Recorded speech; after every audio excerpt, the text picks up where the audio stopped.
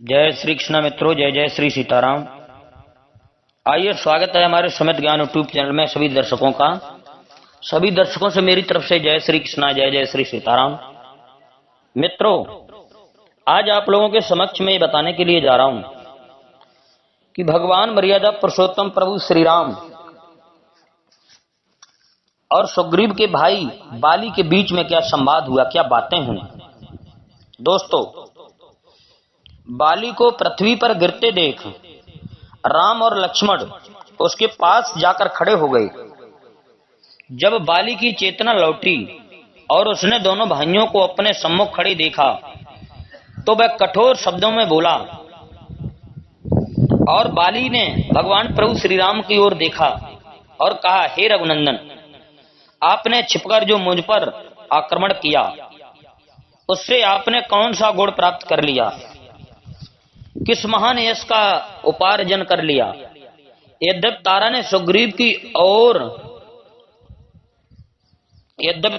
सुग्रीव की और आपकी मैत्री के विषय में मुझे बताया था, परंतु मैंने आपकी वीरता, शौर्य, पराक्रम, धर्म परायणता, न्यायशीलता आदि गुणों के ध्यान में रखते हुए उसकी बात नहीं मानी थी और कहा था कि न्यायशील राम कभी अन्याय नहीं करेंगे।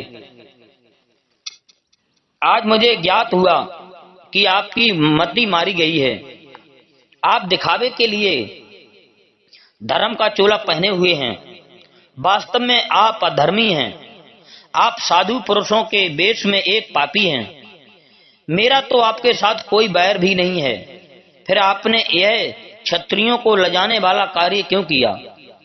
आप नरेश हैं। राजा के गुण साम, दाम, दंड, भेद, दान, क्षमा, सत्य, धैर्य और विक्रम होते हैं। कोई राजा किसी निरपराध को दंड नहीं देता। फिर आपने मेरा वध क्यों किया है। हे राजकुमार, यदि आपने मेरे समक्ष आकर मुझसे युद्ध किया होता तो आप अवश्य ही मेरे हाथों मारे गए होते। जिस उद्देश्य के लिए आप सुग्रीव की सहायता कर रहे हैं, उसी उद्देश्य को यदि आपने मुझसे कहा होता तो मैं एक ही दिन में मिथिलेश कुमारी को ढूंढकर आपके पास ला देता। आपकी पत्नी का अपहरण करने वाले दुरात्मा राक्षस रावण के गले में रस्सी बांधकर आपके समक्ष प्रस्तुत कर देता। आपने अधर्म पूर्वक मेरा वध क्यों किया। बाली के कठोर वचनों को सुनकर रामचंद्र ने कहा, वानर, धर्म ज्ञान ही नहीं है। तुम अपने वानरोचित चपलता बस तुम व्यर्थ ही मुझ पर क्रोधित हो रहे हो। मैंने तुम्हारा वध अकारण या व्यक्तिगत वैरभाव के कारण से नहीं किया है। सौम्य पर्वतों, वनों और काननों से युक्त संपूर्ण भूमंडल इक्ष्वाकु वंश के राजाओं की है। इस समय धर्मात्मा राजा भरत इस पृथ्वी का पालन कर रहे हैं। उनकी आज्ञा से हम संपूर्ण पृथ्वी में विचरण करते हुए धर्म के प्रचार के लिए साधुओं की रक्षा तथा दुष्टों का दमन कर रहे हैं। तुमने अपने जीवन में काम को ही प्रधानता दिया और राजोचित मार्ग पर स्थिर नहीं रहे। छोटा भाई पुत्र और शिष्य दोनों पुत्र तुल्य होते हैं। तुमने इस धर्माचरण को त्याग कर अपने छोटे भाई सुग्रीव की पत्नी रूमा का हरण किया, जो धर्मानुसार तुम्हारी पुत्र वधू हुई। उत्तम कुल में उत्पन्न क्षत्रिय और राजा का प्रतिनिधि होने के कारण तुम्हारे इस महापाप का दंड देना मेरा कर्तव्य था।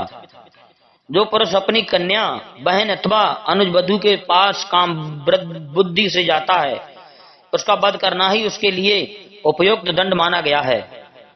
इसलिए मैंने तुम्हारा वध किया। वानर श्रेष्ठ, आपने इस कार्य के लिए मेरे मन में किसी प्रकार संताप नहीं है। मैंने तुम्हें तुम्हारे पिछले पापों का दंड देकर आगे के लिए तुम्हें निष्पाप कर दिया। अब तुम निष्पाप होकर स्वर्ग जाओगे।